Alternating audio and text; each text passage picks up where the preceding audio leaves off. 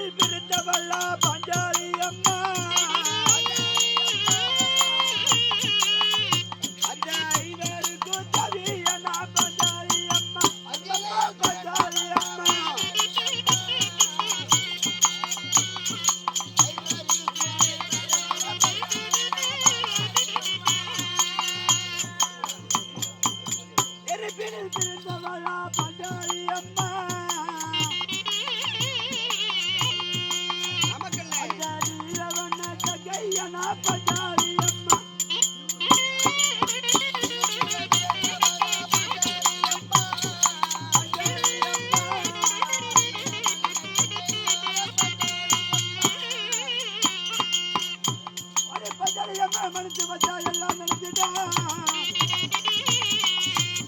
பக்தரோட குறைகள் எல்லாம்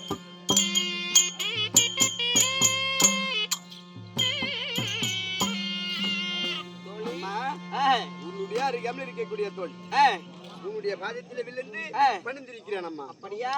என்னுடைய பாதத்தை ஓடி ஓடி வந்து பணிந்திருக்கிறாயே. எப்போதுமே இந்த அம்மனுடைய அருள் பெற்று சுகசேமத்தோடு நலம் உண்டாகட்டும். ஆகட்டும். 500 ரூபாய் தினமும் காணாமல் போகட்டும். ஆகட்டும். 1000 ரூபாய் மட்டும் வீட்டுக்கு. Okay, don't worry. இருந்தாலும் இந்த சபையை பார்த்தா எப்படி இருக்கிறது? எப்படி இருக்கிறது? அலைக்கடல் போல் அடக்கம், செங்கடல் போல் சிறப்பு, கருங்கடலை போல கட்டுப்பாடு. இந்த கட்டுப்பாடு வாய்ந்த சபை எப்படி அமர்ந்திருக்கிறது? எப்படி? கொட்டும் பணி என்று பாராமல் அருமை ஐயா முனிகான் ஐயாருடைய நினைவு நாளுக்காகவே இப்படி எல்லோருமே நம்ம கண்விழித்திருக்க வேண்டும். உண்மைதான். அப்படி கண்விழித்திருந்து அவருடைய புகழை இந்த இரவெல்லாம் சொல்லினா அவருடைய உயிராகப்பட்டது ஆத்மா சாந்தி என்று சொல்லக்கூடிய 4ஆம் பதி சொர்க்கப்பதி சேரும். அப்படி என்பதற்காகவே கொட்டும் பணி என்று பாராமல் இப்படி அமர்ந்திருக்கிறார்களே மாதா பிதா குரு. இங்க ஆலயத்திலே தெய்வம். எப்படி? ஆலயத்திலே தெய்வம் குருவாகப்பட்டவர் இங்க ஸ்டேஜில் அமர்ந்திருக்கிறார். உண்மைதான். தெய்வம் ஆலயத்தில் இருக்கிறது. எப்படி? என்ன அப்படி 4 வண்ணத்தார்கள் அமர்ந்திருக்கக்கூடிய சபை, 4 வண்ணத்தார்கள் அமர்ந்திருக்கக்கூடிய சபையிலே இந்த சபையில கல்வி கற்றோர் கருணையுற்றோர் நம்மளையெல்லாம் பெற்றெடுத்த தாய்க்குல மக்கள் இப்படி அமர்ந்திருக்கக்கூடிய சபை மாபெரும் மக்கள் சபை. இந்த மாபெரும் மக்கள் சபையில இத்தோற்றத்தோடு வந்திருக்கிறேனே நான் யாரு, எதற்கு வந்தேன், எந்த நாட்டை சார்ந்தவன், என்னுடைய பெயர் என்ன, இன்று வந்திருக்கக்கூடிய காரணம் என்ன என்பது விளக்கம் அம்மா எனக்கு தெரியும். எடுத்துரைத்தால் அனைவரும் புரிந்து கொள்வார். அறியாமல் இருக்கக்கூடிய தோழி உனக்கு தெரியும். இங்க வந்திருக்கக்கூடிய மக்களுக்கு எடுத்துரைத்தால் புரிந்து கொள்வார்.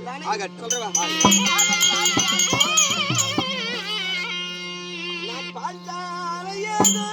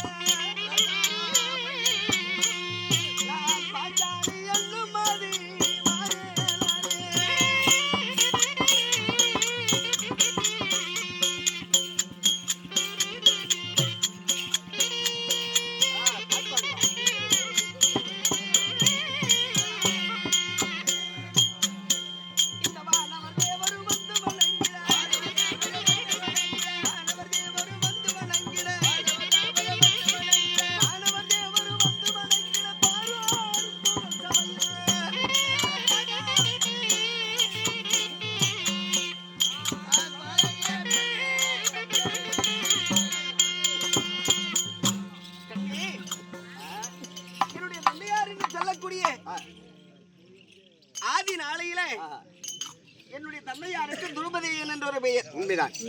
அதன் பிறகு பாஞ்சால நாட்டை பட்டம் கட்டிய பிறகு என் தந்தையாருக்கு பாஞ்சால மன்னன் என்று பெயர் வைத்தார்கள். நாட்டு மக்களும் வீட்டில் இருக்கக்கூடிய அனைவர்களும் சேர்ந்து பாஞ்சால நாட்டுக்கே மன்னன், பாஞ்சால மன்னன் என்ற பெயர் சூட்டினார்.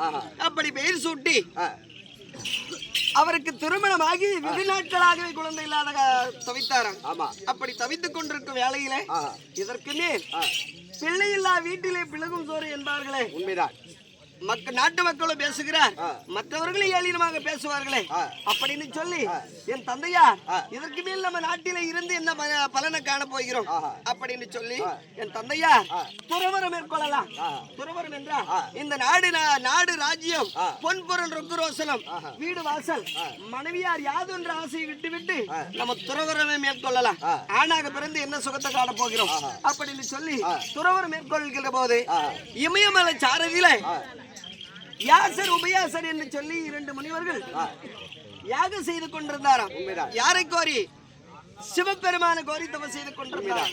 அப்படி சிவபெருமான கோரி தவம் செய்து கொண்டிருக்கிற போது இதற்குமே கண்டிப்பாக இவரிடத்தில் சிவபெருமான் மீதுல பக்தியாக இருக்கிறார், இவர்களிடத்தில் கேட்டா இதற்கு வழி கிடைக்கும் என்று சொல்லி அந்த முனிவர்களிடத்தில் என் தந்தையார் சென்று எனக்கு குழந்தை இல்ல சுவாமி, நீங்களும் சிவபெருமானுக்கு ஒரு தவம் செய்யறீங்க, இதற்கு வழி ஏதாவது தெரியுமா உங்களுக்கு அப்படின்னு சொல்லி நான் பாஞ்சால நாட்டுக்கு மன்னன் அப்படின்னு சொல்லி தந்தையார் சொல்ல, நாட்டுக்கு மன்னனே பாஞ்சால மன்னனே, இந்த குழந்தை இல்லாத காரணத்தால் இப்படி நீ தவிக்க வேண்டாம், இதற்கு வழி ஒன்றுதான் இருக்கிறது, இது ஒரே வழியை தவிர வேறு யாது கிடையாது அப்படின்னு சொல்லி அந்த யாசர் சொல்ல, என்ன வழியா இருந்தாலும் சரி நீங்க எதை சொன்னாலும் அதற்கு ஏற்றி நான் அதற்கு உண்டான பதில் சொல்கிறேன், எதை சொன்னாலும் என்று சொல்லி என் தந்தையார் சொல்ல, இந்த உனக்கு குழந்தை பாக்கியம் வேண்டுமானா என்ன செய்ய வேண்டும் தெரியுமா, எங்களுக்கு பூஜை சாமான்கள் வேண்டிய ஏற்பாடுகள் செய்து கொடுக்க வேண்டும்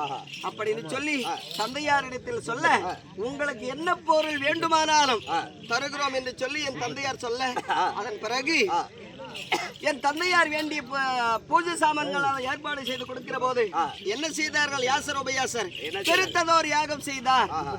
அந்த யாகமாகப்பட்டது, அந்த யாகத்திலே முதன்மையாக யார் பிறந்தார் தெரியுமா? ஆகட்டும்.